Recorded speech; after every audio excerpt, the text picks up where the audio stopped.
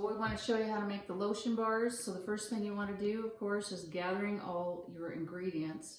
And for myself, I prefer to use like the cupcake holders. And so I've got some that are a little more feminine looking, and then we have a few that are, you know, that you can make a lotion bar for the male teachers. Okay, and then the thing that I like to use, first of all, you're going to need to use a double boiler. So I do that. Got that going, and I like to use the digital scale here because I've got the ingredients listed by weight. So we're going to go approximately 8 ounces of the beeswax. So I've already tared it, so now I can put in my beeswax and we can see how much that we're getting. 7.5. Okay, 8.15. That is just fine. Okay, and so now that I've got my beeswax in there, I want to tare it again. Right? It goes back to 0. Now I can measure out my coconut oil. Okay, and as we're getting closer and closer here to that 16 ounce, because it's double the amount of coconut oil to, that's close enough. I guess I could pull a little bit off. That's the beauty of using a device like this. Okay, and then we just take our double boiler over and we put it on the stovetop.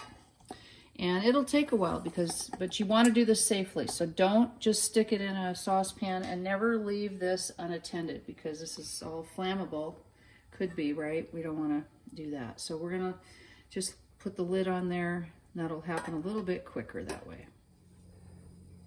And as you can see, what takes the longest, it's not the coconut oil, but the beeswax, especially when there's a large chunk in there. Okay, beeswax is all melted, so now we're going to add a little bit of, about a tablespoon of the honey. And we'll want to make sure that kind of gets dissolved as well.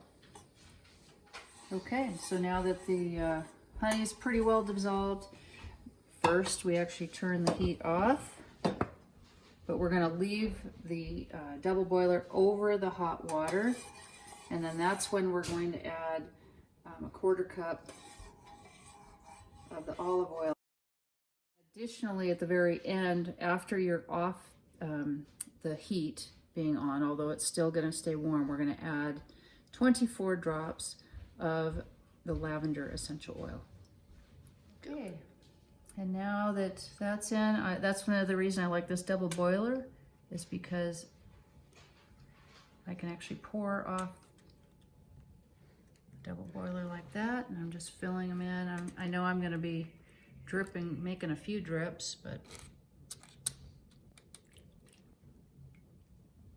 okay. And another great thing to do, especially for the one for the gals, is you can put in lavender buds, dried lavender buds. That'll be for the ladies that I hand this out to, mothers and female teachers. Now the thing for the guys that I would do is I would add a drop of Idaho balsam fir, a drop or two, right into theirs. That way it's not straight on lavender for them. As you can see, you can get quite a few of the lotion bars out of that one recipe. And so generally I then just fold over the cupcake holder there and then put a lid on it once everything has dried. It takes a couple hours maybe for it to set. I did try some different ones, so you can see how it just pops up. It's a thin bar though, and then I would wrap that. And I did try this. This is just recycling. It's something you get dumplings from, or that the dumplings come in at Costco.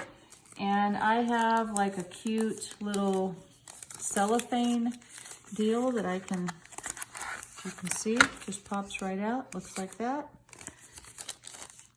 So that's pretty cute.